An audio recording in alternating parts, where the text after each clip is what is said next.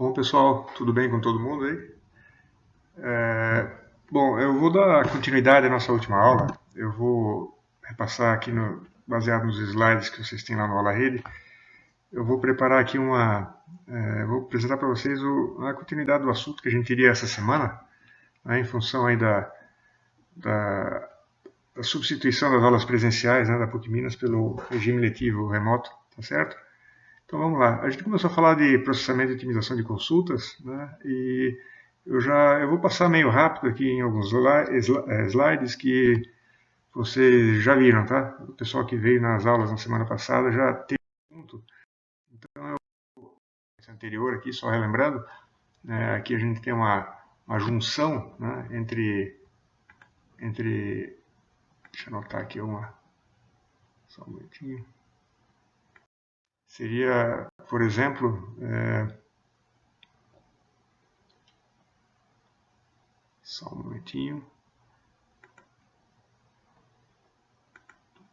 Né? A gente poderia fazer isso primeiro selecionando a peça da tabela fornecedor-peça, né? E reduzindo o tamanho dela. E com isso, essa junção, né, com a tabela fornecedor fica fica mais eficiente, né? Porque a gente vai fazer uma combinação entre um número menor de tuplas. Né? A gente vai reduzir a primeira tabela para depois fazer a junção com a segunda. Então, de certa forma, a gente percebe aí que a gente pode simplesmente, trocando a ordem aqui dos operadores select e da junção, obter um benefício aí, né, em termos de desempenho. Ok?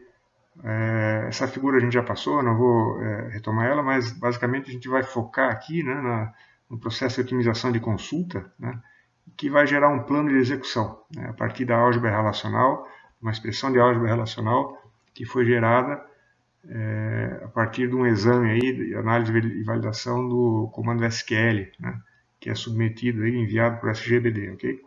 E aí, na sequência, esse plano de execução é tratado, mas isso é um assunto que a gente vai ver mais tarde, né? Ele é tratado a partir da geração do código da consulta, né? E em seguida, né, esse código é enviado para o runtime do banco de dados, né, que é basicamente onde o comando vai ser executado, né, onde os dados vão ser acessados, né, no disco, certo? Então, o nosso foco agora nesse momento é esse processo de otimização de consulta, né, que é esse fluxograma aqui mostra mais ou menos a ideia, né? A gente analisa a consulta, né, em SQL, uma linguagem comercial, né, e traduz ela para uma expressão algébrica relacional que vai ser otimizada, que, né, como resultado a gente vai ter um plano de execução e na sequência a gente tem a avaliação da consulta, né, e o resultado final da consulta, né, a saída da consulta. Okay? Questões que a gente já viu na aula passada, mas aqui eu queria só relembrar que isso aqui é o que a gente chama de árvore de expressão algébrica relacional, né, onde a gente tem os operadores da álgebra relacional colocados na forma de uma árvore, né, onde cada nó dessa árvore, né, é uma relação, basicamente. Então, aqui, inicialmente, nós temos a relação fornecedor, a relação fornecedor-peça. Nessa junção, a gente tem uma relação que representa o resultado da junção. Né? Em seguida, nós temos uma relação que vai ser vai se compor das tuplas, né? Onde o código da peça for P2. Né? E, finalmente, uma relação aqui com uma coluna apenas, né, com o nome do fornecedor. Tá? Então, essa arte é interessante porque ela mostra, de certa forma, a ordem com que os operadores são executados. Né? Então, a gente tem primeiro uma junção, depois uma seleção e depois uma projeção. Okay? E a gente viu também que algumas... a gente pode dar equivalência aí, pode encontrar equivalências entre expressões algébricas relacionais, né?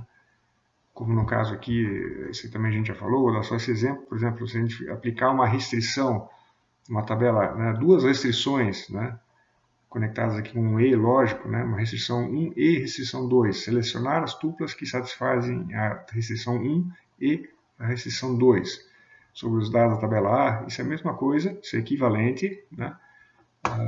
Primeiro selecionar, por exemplo, as tuplas que satisfazem a restrição 2 da tabela A, e sobre esse resultado, sobre essas tuplas, selecionar aquelas que satisfazem a restrição 1. Tá? Isso vai ser, o resultado dessa expressão é exatamente o mesmo que dessa. Tá? Inclusive, a gente pode inverter a ordem aqui, né, dessas restrições, como é mostrado aqui nessa equivalência abaixo aqui, né, onde a gente primeiro aplica a restrição 1, depois a restrição 2, né, que é equivalente a aplicar a restrição 2, depois a restrição 1. Né. E algumas outras que a gente discutiu em aula e outras que estão no livro texto, né, o Silber, Schatz e Kort, né, o livro que a gente tem adotado. Bom, aqui a gente tem, né, o que a gente chama de forma canônica equivalente, né, e mais eficiente, que basicamente, quando a gente fala forma canônica, a gente está se referindo aí a uma forma mais simples, né, de representar as coisas. Tá? Então aqui a gente tem, por exemplo, essa expressão aqui pode ser representada, né, pela forma canônica dela, que é a forma mais eficiente ou mais simples, né, onde a gente primeiro aplica uma restrição, né, sobre os dados da tabela A, para depois fazer a junção, né, resultando aqui numa junção mais eficiente, né, mais simples ou menor, né, porque a gente vai ter menos tuplas, né, resultantes dessa restrição aplicada na tabela A. E em termos do plano de execução, né, a gente vai ter uma representação dessa forma aqui, né, onde a gente tem a ordem de execução dos operadores, né, e nesse caso a forma canônica, né, onde a gente tem aqui aplica primeiro a restrição do código da peça, diminuindo a tabela, para depois fazer junção com o fornecedor, para em seguida recuperar o nome do fornecedor. Certo? Bom, o SGBD ele vai ofertar e vai permitir que a gente faça algumas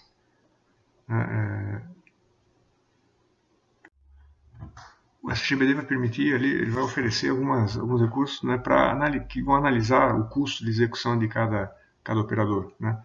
Então a gente tem o SGBD ele pode levar em conta, por exemplo, né, para cada operador, né, o algoritmo que vai ser usado, né.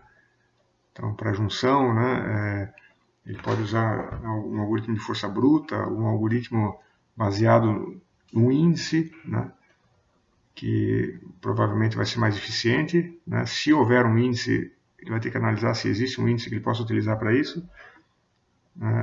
A distribuição dos valores dos dados também, se os dados estão em sequência, né? Se, por exemplo, como a gente viu no assunto anterior, né? Se a tabela é organizada sequencialmente, né? Se existe uma chave de classificação, se a gente tem um índice primário, por exemplo, né? Isso pode ser levado em conta, né? Então, são várias questões que o SGBD pode considerar para analisar a maneira com que ele vai executar cada um dos operadores que a gente definiu. O pessoal teve que interromper um pouco aqui, mas vamos lá. Então, bom, a ideia é que existirão operadores aí, né, algoritmos associados a cada operador, tá certo? Então, com isso, o SGBD vai poder fazer decidir como executar a consulta. Então aqui, por exemplo, nesse plano de execução, né, a gente tem uma anotação sobre o plano de execução indicando o interesse aqui, a importância de usar um índice, que foi aqui nomeado como índice 1. Tá certo? Então o SGBD pode analisar esse plano de execução, né, e perceber que aqui ele pode aplicar um algoritmo, né, vai tentar pelo menos achar uma maneira de utilizar esse índice 1 para executar essa consulta. Então o SGBD basicamente no processo de otimização vai montar o plano de execução de consulta, né, em função das equivalências, ali aquelas equivalências entre os operadores relacionais, né, ele vai encontrar várias, né, e vai avaliar o custo de cada um, baseado no custo, né, das operações de baixo nível, no caso, né, dos joins, dos selects que ele for encontrando. Ele calcula o custo, né, soma o custo de cada operador básico desse e monta aí o custo total de um plano de execução, né. E aí ele vê qual é o mais barato, mais econômico, ou seja, o que custa menos, tá? O que seria o mais eficiente. Né? O que custa menos é o mais eficiente nesse caso. Bom, o assunto que a gente vai ver na sequência é basicamente isso, né? A gente analisar, ver como que o SGBD poderia fazer essa análise, né? Como que ele poderia analisar qual o custo mais, qual né, o custo, né, da execução de um operador, por exemplo, baseando-se no algoritmo que ele vai usar para fazer isso. Tá? Só que antes de mostrar lá como isso acontece, né, a gente precisa fazer algumas simplificações, tá? Porque senão a gente teria um modelo matemático, um modelo, as fórmulas, né, de custos seriam muito complexas, né, e também desnecessariamente complexas, né? Então, o importante é a gente ter perceber que dá para simplificar algumas coisas, né, na análise, tornando as fórmulas mais simples, né, e ao mesmo tempo válidas, né, porque elas vão refletir realmente o que é mais importante, né, em termos da eficiência da execução de uma consulta, certo? Bom, a primeira simplificação é que uma consulta, né, quando ela roda, ela é executada pelo processador, né, ela vai consumir memória, vai ter transferência de dados da memória, né, por exemplo, dados do buffer de memória. Só que esses custos são, principalmente pensando em termos de memória, de acesso à memória, memória primária, né, memória RAM, é insignificante, está perto do custo, né, do acesso a disco. Então a gente vai considerar que a primeira simplificação aí que a gente só vai levar em conta acessos a disco, certo? E o custo, né, desse acesso a disco. A gente não vai levar em conta o custo do processador, né, de tempo de execução do processador, e nem dos acessos de escrita, leitura e memória RAM. Tá? E a segunda simplificação, né, é que quando a gente acessa o disco, né, a gente acessa blocos do disco, blocos do arquivo de uma tabela, né, ou de mais uma tabela. Então, o que a gente vai levar em consideração é o tempo de acesso aos blocos em disco, mais especificamente. Tá? E, principalmente, né, a gente vai considerar que todos os blocos têm o mesmo tempo de acesso. Tá? Isso, na realidade, não é exatamente assim, porque dependendo da posição da cabeça de leitura, das cabeças de leitura, sobre as superfícies que compõem o HD, né, esse tempo de acesso pode ser um pouco maior, um pouco menor. Né? Se a cabeça de leitura estiver exatamente posicionada sobre o início de um bloco, né, imaginando ali o movimento do disco, né, girando, né, se por uma sorte a cabeça de leitura estiver exatamente no momento que chega o comando para a leitura do bloco, né, a cabeça de leitura está exatamente no comecinho do bloco ali, já pode iniciar a transferência do bloco para a memória, né, a leitura desse bloco do disco, numa passada, né, numa rotação do bloco. Né? Então, esse seria o caso onde a gente teria mais sorte. Né? No caso com mais azar, né, o bloco está numa trilha distante, né, da trilha onde está posicionada a cabeça de leitura. Então, a gente teria que movimentar a cabeça de leitura, né, horizontalmente, digamos assim, até chegar na trilha, e isso teria um custo um pouco maior. Né? Mas, para simplificar, a gente considera que, independente de onde esteja o bloco, o custo é o mesmo.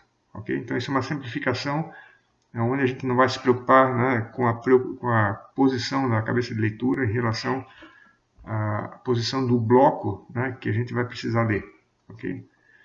Ou escrever eventualmente. Né? E aí, o que dá, no final das contas, o que a gente tem com essas simplificações é que o que importa para a gente é o número de blocos que são transferidos da memória, do disco para a memória. Né? No caso de uma leitura e, eventualmente, no caso de uma escrita, da memória para o disco. Então, o tempo que se tem para se ler um disco, não exatamente no tempo que se leva para ler um bloco, mas na quantidade de blocos que a gente vai ler ou escrever no disco. Tá? Então, a nossa métrica, né, vai ser em termos de número de blocos. Ou seja, uma consulta vai ler no disco 10 blocos, vai ler 1000 blocos, por exemplo. Essa é uma consulta que lê 10 blocos, né, ela é mais rápida que uma consulta que lê 1000 blocos. Bom, aqui a gente tem um conjunto de variáveis que a gente vai levar em conta. Nessas variáveis a gente vai ter, né, o número de blocos, número de tuplas de uma relação, o NR, certo? Então aqui a gente tem, por exemplo, uma tabela tem 1000 linhas, então a NR é igual a 1000, ok? BR é o número de blocos que contém tuplas de uma relação R, ou seja, é a quantidade de blocos do arquivo da tabela, basicamente. Tá? A gente vai considerar aqui que cada tabela tem o seu arquivo, certo? Então a quantidade de blocos que compõem o arquivo vai ser BR. R aqui é o nome, é uma identificação de uma relação R qualquer. Tá? SR é o tamanho em bytes de uma tupla de uma relação, ou seja, quantos bytes uma tupla contém. Né? Então, por exemplo, se eu tenho uma tupla lá que descreve um produto com o código, com o preço, com a descrição, né? O SR vai ser a quantidade de bytes que a gente precisa para codificar os valores de uma tupla, né?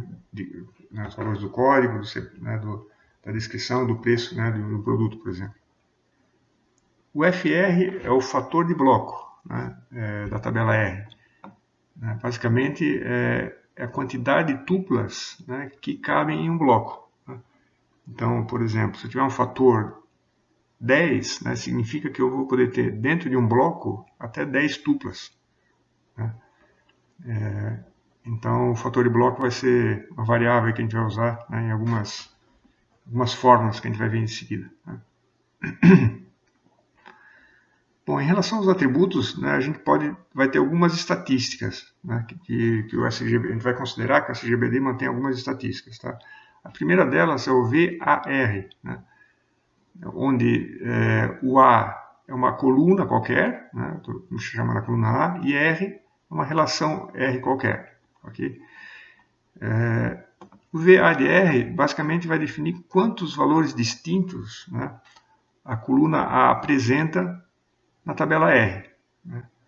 Ou seja, seria basicamente o tamanho da projeção da coluna A na tabela R.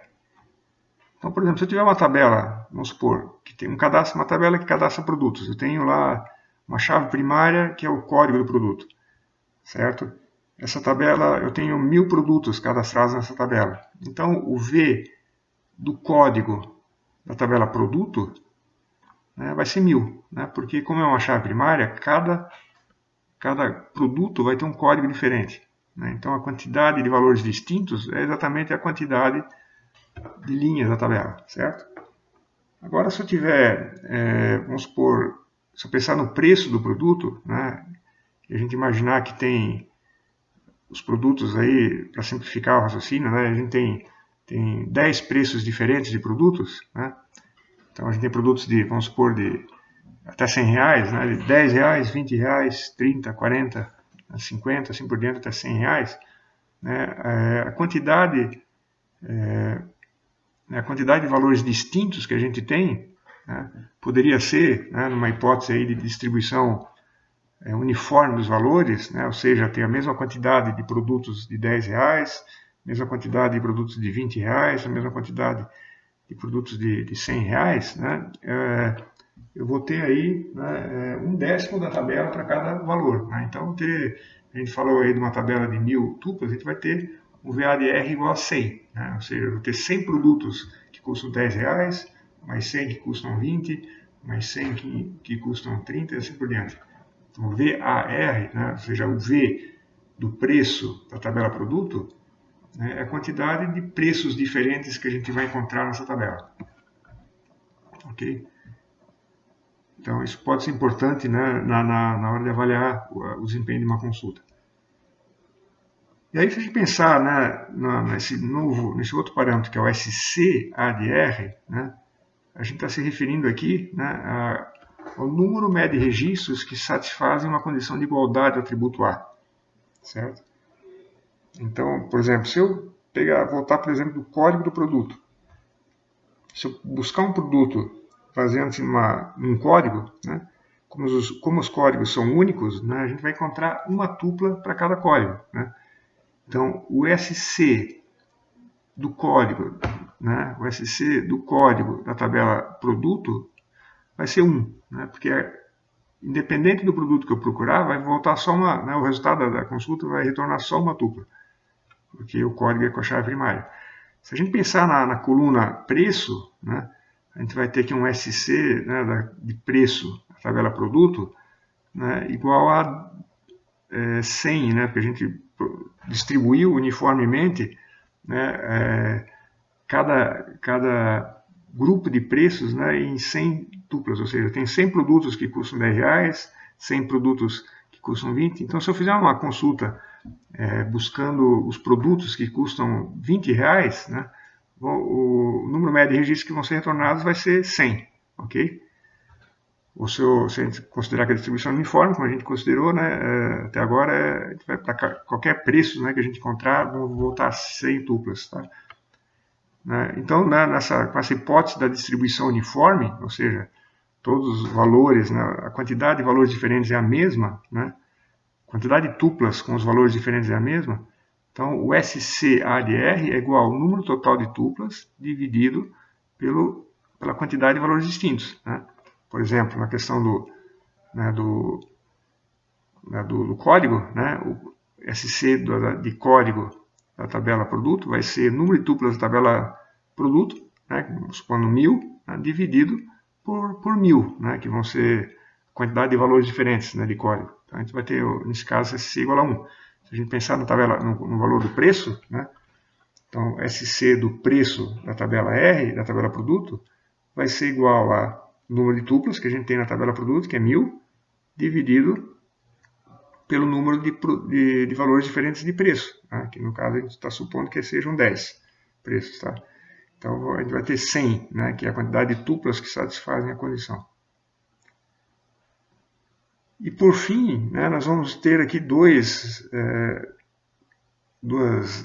variáveis, né, que são duas estatísticas, né, que o SGBD vai manter, né, que estão relacionadas à estrutura de índice utilizada, tá? Que a gente vai considerar aqui, né, que seja uma árvore B+.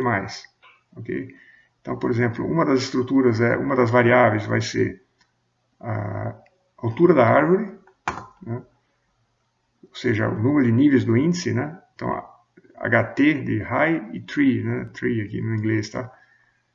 Então, assim, por exemplo, uma árvore que tem 3 níveis, né, o HT vai ser 3. A árvore, se tiver 4 níveis, né, vai ser do nó raiz até os nós folha, né, vai ser 4, né, se tiver 4 níveis, assim por diante. Né.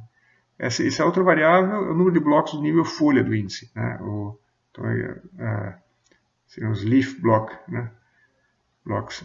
São a quantidade de nós que a gente tem lá embaixo na árvore, né, no nível folha. Ok? Então, o nome dessas variáveis todas aqui, né, foi retirado do livro do corte, então a gente vai adotar, né, mesmo para não inventar a moda, a gente está usando a mesma denominação de variáveis, tá? Ok? Bom, pessoal, a partir dessas variáveis, a gente pode começar a pensar em definir, né, as estimativas de custo de execução de operações.